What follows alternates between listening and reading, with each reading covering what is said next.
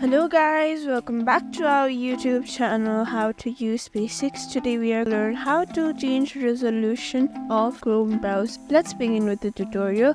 To change the resolution of Google Chrome, you can either adjust the display setting of your operating system, zoom in or zoom out within Chrome, or use third-party extensions. Firstly, open your Google Chrome, click on the three-dot menu on your top right corner. Under that, you can see zoom. Click the plus or minus button to adjust the zoom level. Use Chrome extension. Search for resolution manager or Windows resizer extension in the Chrome web store.